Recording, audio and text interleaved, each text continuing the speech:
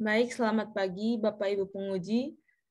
Pada kesempatan kali ini, kami dari kelompok 9 yang beranggotakan Kevin Zevanya, NRP 1822011, Nicholas Abram dengan NRP 2121024, Yonatan Adi Saputra dengan NRP 2121016, dan saya sendiri Aulia Jessica Saudila dengan NRP 2121017. Kami akan mempresentasikan final project mata kuliah menggambar teknik, dan kami didampingi oleh Ibu Novi Teresia.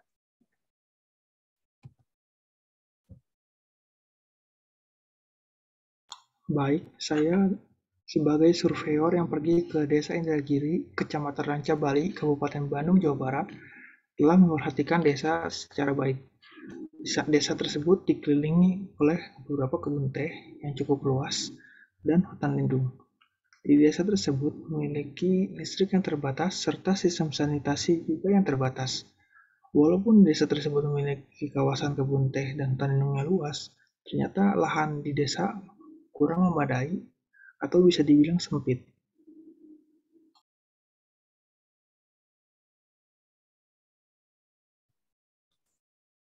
Pertama-tama, sebelum kami menjelaskan inovasi kami di bidang sanitasi, kami akan menjelaskan dulu apa itu sanitasi. Sanitasi merupakan kondisi kesehatan masyarakat yang berkaitan dengan persediaan air minum yang bersih dan pengolahan serta pembuangan kotoran manusia dan air limbah. Mencegah manusia bersentuhan langsung dengan kotoran dan bahan buangan berbahaya lainnya dan mencuci tangan dengan sabun merupakan bagian-bagian penting dari sanitasi. Adapun tujuan dari sanitasi ini yaitu untuk melindungi kesehatan manusia dan mencegah penularan penyakit.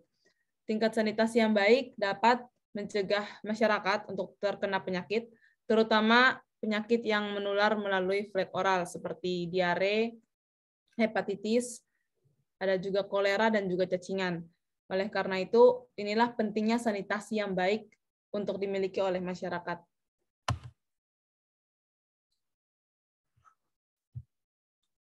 Jamban adalah fasilitas sanitasi dasar yang memfasilitasi pembuangan kotoran manusia sehingga manusia tidak bersentuhan langsung dengan kotoran. Memaparkan syarat-syarat toilet sehat. Yang pertama adalah pencahayaan dan tata udara yang baik sehingga ruangan tidak terlalu panas maupun tidak terlalu lembab.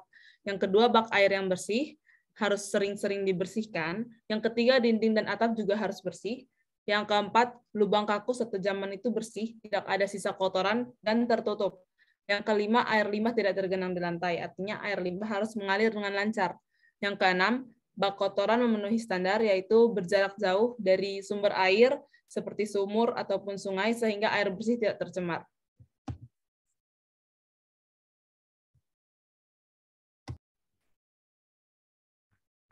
Sistem pengolahan air limbah. Secara teori, pastinya sistem yang dipilih dalam pengolahan air limbah harus mempunyai kriteria yang tepat, baik itu secara fisik, sosial, maupun perekonomian. Serta harus menciptakan suatu kehigienisan dan kenyamanan bagi masyarakat.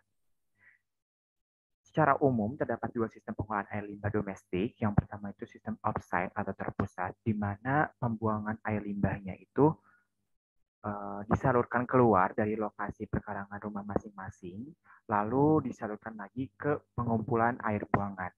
Dan selanjutnya itu akan disalurkan secara terpusat ke bangunan pengolahan air buangan. Selanjutnya ada sistem on-site atau setempat, di mana pembuangan air limbahnya itu tidak dikumpulkan seperti sistem off-site, tetapi dibuang di tempat yang telah ada atau telah disediakan. Next.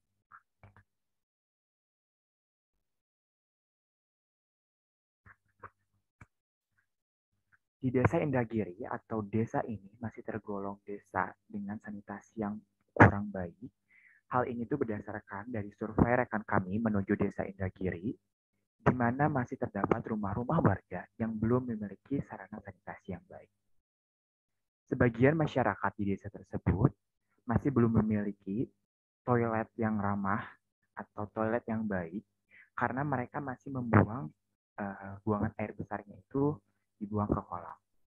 Ada beberapa faktor yang menyebabkan mereka belum memiliki toilet. Salah satunya karena faktor ekonomi.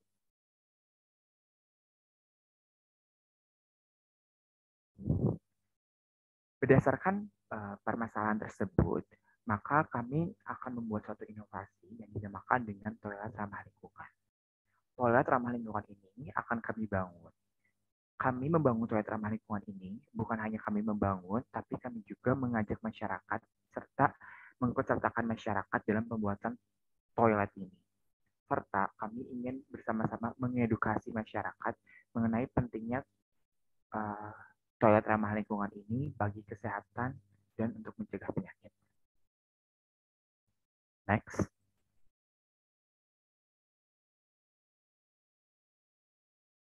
Penempatan dari toilet ramah lingkungan ini akan ditempatkan di dekat Masjid Desa Indragiri. Next. Dan berikut adalah segmen untuk penempatan toilet ramah lingkungan. Next. Berikut adalah desain dari toilet ramah lingkungan dalam bentuk 2 dimensi, di mana ukuran dari toilet ramah lingkungan ini akan direncanakan 2x2 meter dengan ketinggian 1,8 meter.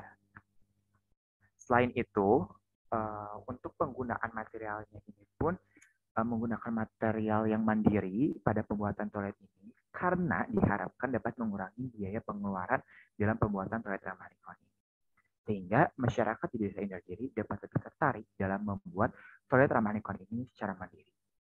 Toilet ramah lingkungan ini pastinya itu lebih hemat dan efisien dibandingkan dengan toilet ramah lingkungan. Selanjutnya, toilet ramah lingkungan ini materialnya itu atau bahan-bahannya itu merupakan sumber daya lokal atau sumber daya alam yang ada di Desa Indragiri. Seperti untuk kolomnya sendiri kami menggunakan bahan kayu. Dindingnya itu kami menggunakan gabungan dari bambu dan pastinya ada campuran dari semen, pasir, batu yang harus dipersiapkan juga. Untuk atapnya kami menggunakan daun ilalang atau daun-daun sejenisnya yang bisa digunakan untuk membuat atap. Next.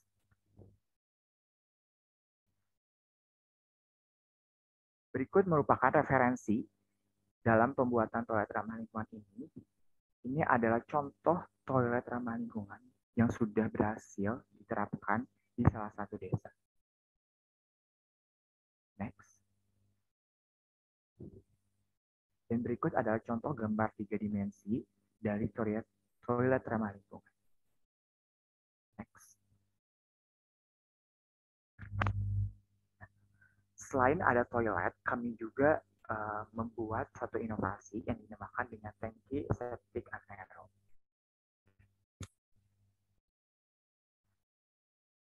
Tangki septic anaerob ini maksudnya adalah di mana tangki septic ini tidak memerlukan oksigen dalam menguraikan bakteri pada limbah. Next.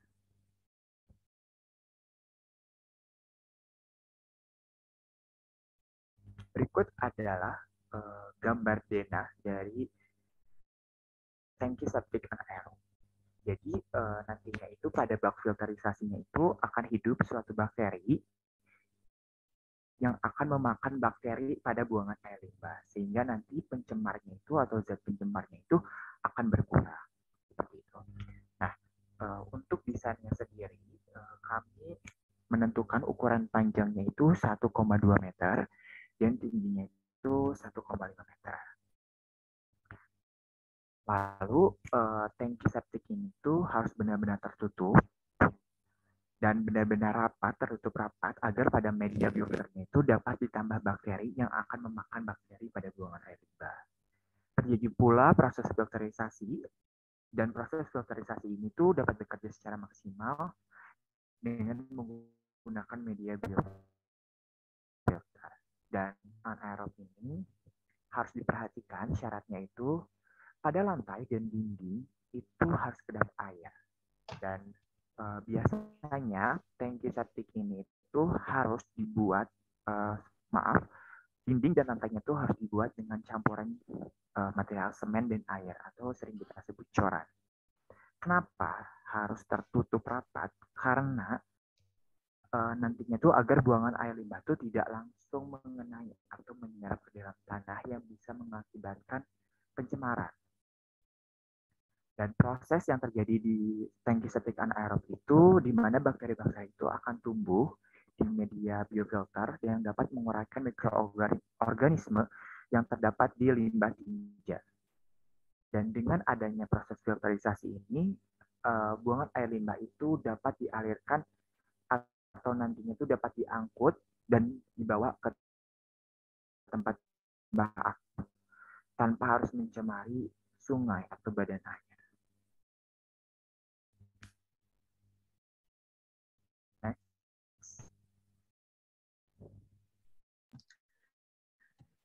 Nah, berikut ada syarat teknis dari tangki septik anaerob yang telah dijelaskan oleh Jonathan tadi.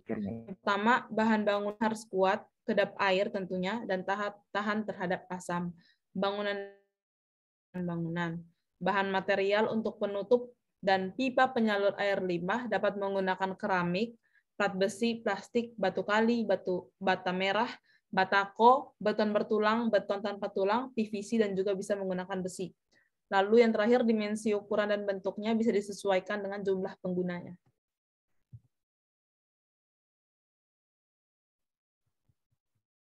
Lalu yang berikutnya ada inovasi greenhouse hidroponik. Nah, untuk program kerja kami berikutnya, kami ingin membangun sebuah greenhouse atau rumah kaca di desa Indragiri. Apa itu greenhouse? Greenhouse adalah sebuah bangunan tertutup khusus budidaya tanaman. Greenhouse sendiri dalam bahasa Indonesia merupakan rumah kaca. Tapi kami kelompok 9 memiliki alternatif lain selain kaca untuk mengurangi estimasi biaya lebih murah. Karena dengan menggunakan jaring plastik tentunya harga yang digunakan untuk membangun rumah kaca ini terbilang cukup murah karena jaring plastik memiliki yang sama dengan kaca. Next. Jadi apa konsep dibalik adanya rumah kaca? Beliau adalah Kaisar Tiberius. Kaisar Tiberius menginginkan ada disantap di tiap musim dingin, musim salju, musim panas, musim kemarau, musim gugur. Walaupun demikian, tidak mungkin rasanya untuk mentimun tumbuh di musim dingin, maka dari itu ia membangun sebuah bangunan di belakang rumahnya, tepatnya di perkebunan untuk mengurangi panas saat musim gugur ataupun mengurangi dingin saat musim salju sehingga timun dapat tumbuh sepanjang musim. Next. Nah, kenapa bisa? Tadi timun yang Kaisar Tiberius tanam bisa tumbuh di musim salju dan musim panas. Karena itu merupakan sifat alamiah dari plastik atau kaca. Plastik memiliki sifat alamiah.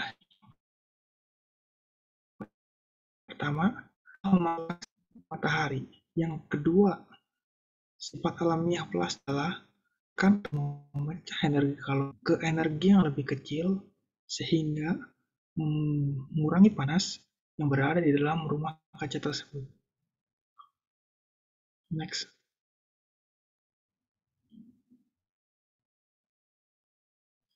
Nah, jadi bagian penting dari rumah kaca atau greenhouse ini tentunya adalah matahari. Plastik yang telah dari matahari akan memancarkan panas yang lebih sedikit dibandingkan panas yang disinari oleh matahari langsung, sehingga membuat tanah udara stabil yang cukup untuk menumbuhkan suatu tanaman dengan baik. Next, Saul.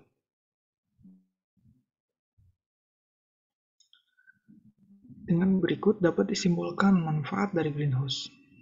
Selain tempat budidaya tanaman, tentunya greenhouse melindungi dari hama, dari burung, serangga, ataupun hewan pengerat karena bangunan tersebut tertutup dari masuknya hewan yang tidak diinginkan.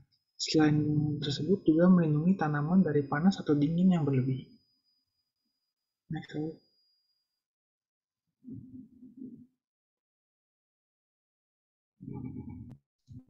Nah, selanjutnya di dalam greenhouse yang akan kami rancang ini akan kami buat sistem hidroponik.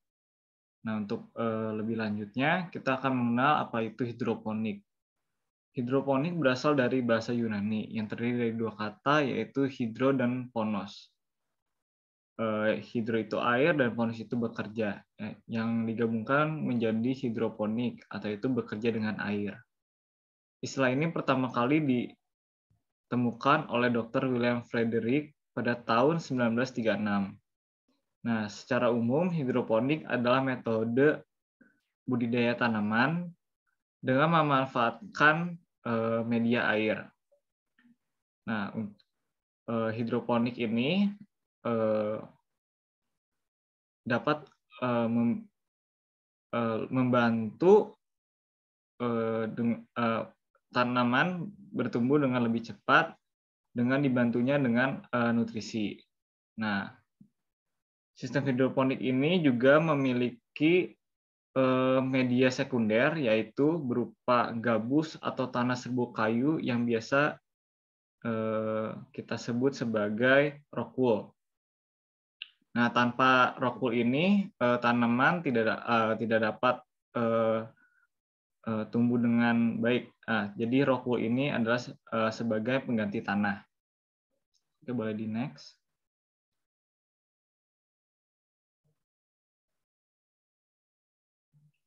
Nah, alasan kenapa kita menggunakan hidroponik sebagai media tanam. Yang pertama, dengan minimnya wilayah bercocok tanam, hidroponik ini dapat membudidayakan tanaman dengan lebih banyak karena sistem hidroponik ini yang kita gunakan adalah sistem yang menggunakan rak. Nah, kemudian juga dapat menghindari hama dan tidak memerlukan perawatan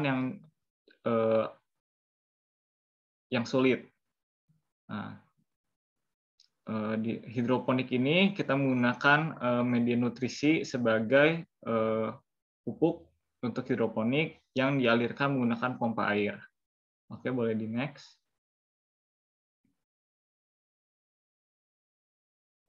Nah, tanaman apa aja yang bisa dapat ditanam adalah tanaman yang tidak berkayu, berakar serabut, atau tumbuhan monokotil sederhana yang bergantung kepada kebutuhan air. Nah, boleh di next. Nah, ini adalah program kerja perancangan pembuatan hidroponik dan greenhouse. Nantinya diharapkan warga Desa Indragiri greenhouse dan sistem hidroponik ini dapat membantu perekonomian dan menjadi mata pencarian yang baru. Boleh di next. Oke, untuk penempatan greenhouse ini adalah penempatan pembangunan ulang area greenhouse yang sudah ada, kita relokasi menjadi greenhouse yang baru yang berisikan sistem hidroponik. Ya, ada di bagian utara desa. Oke, boleh di next. Ya, ini kurang lebih site plan penempatan greenhouse hidroponiknya. Ini ada di skala 1:550. Oke, boleh di next.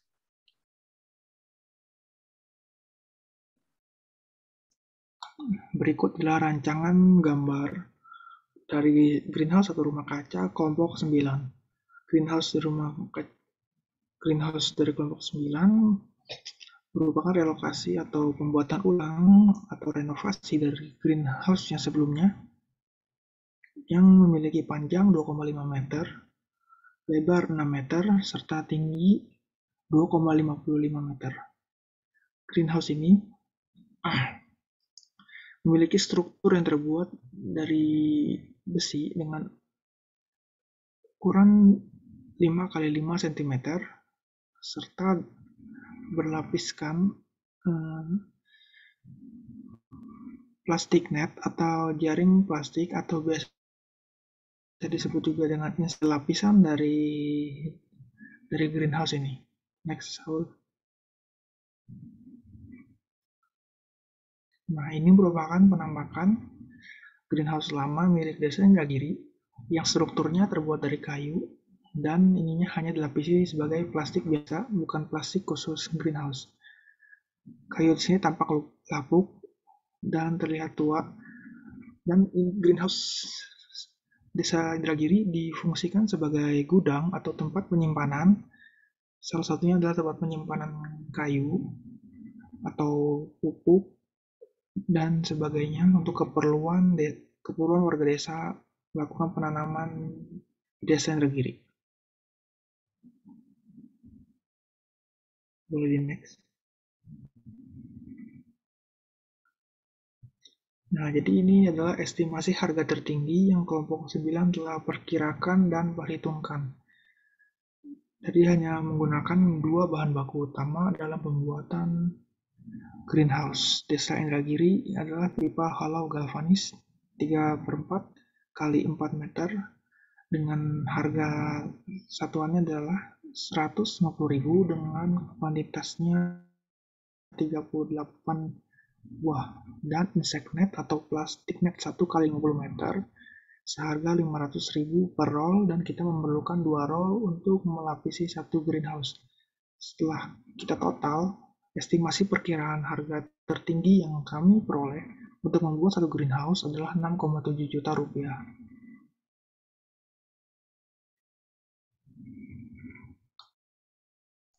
Selanjutnya ini adalah rencana perancangan sistem hidroponik. Nah, di sini sesuai dengan lebar dan panjang greenhouse, kami merancang untuk lebarnya 5 meter, dan setiap raknya ada sekitar 25 lubang untuk netpotnya. Nah, kita membuat 4 rak, jadi mungkin ada sekitar 100 lubang yang bisa ditanami. Kita membuat 2, jadi kiri kanan kurang lebih, jadi ada 200 netpot yang bisa ditanami. Oke, boleh di next. Nah, ini untuk tampak depannya, untuk lebih detailnya, tinggi maksimumnya ada di 110 cm untuk setiap raknya, diberi jarak sekitar 15 cm. Oke, boleh di next. Nah, selanjutnya ini ada gambar contoh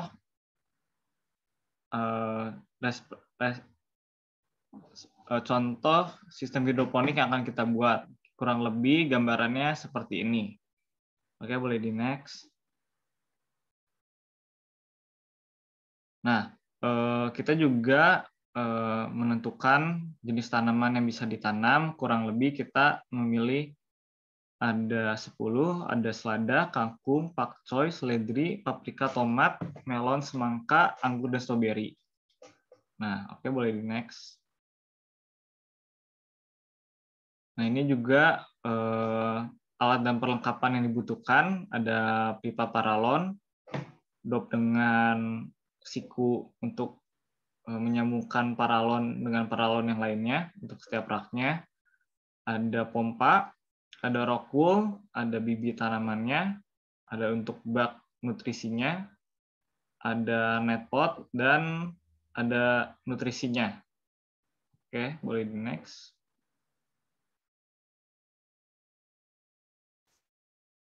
Nah, untuk estimasi harga, kita memerlukan paralon 3 in sebagai raknya, sebagai media air mengalir. Nah, nantinya paralon ini akan dilubangi dan dimasukkan netpotnya.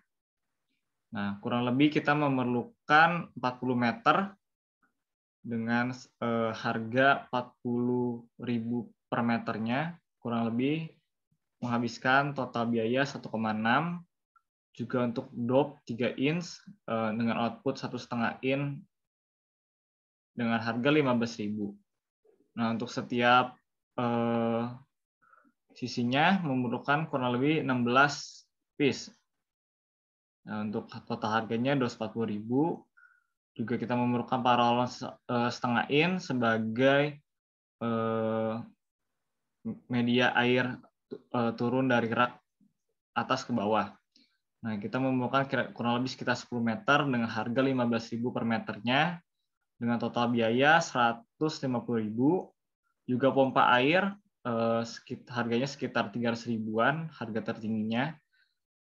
Kita membutuhkan bak nutrisi untuk menyemai bibit sebelum dimasukkan ke dalam netpotnya sekitar 10 buah dengan estimasi 200.000. Juga netpot kita membutuhkan 200 buah, untuk setiap raknya ada 25.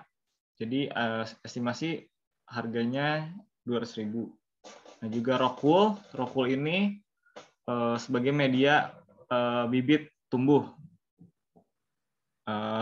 Mungkin kurang lebih kita memerlukan 2 karena rock wool ini juga sudah banyak. Estimasi 120.000. Nutrisi 50.000, kita memerlukan 2 buah sebagai cadangan. Mungkin nutrisi ini akan menjadi suatu kebutuhan karena nutrisi ini adalah sebagai pupuk hidroponik agar tumbuhan dapat tumbuh dengan lebih baik. Nah, juga ada estimasi bibitnya 50.000 dan ada perlengkapan sebesar 300.000 untuk sebagai perlengkapan, contohnya mata bor untuk melubangi paralon 3 in-nya dan lain-lainnya. Nah, kita alokasikan dana sekitar 3.260.000 untuk pembuatan hidroponik ini. Nah, mungkin segitu aja presentasi dari kami. Dengan ini kami berharap warga desa dapat lebih berkembang dan ide-ide kami dapat diterima. Kami pamit. Terima kasih.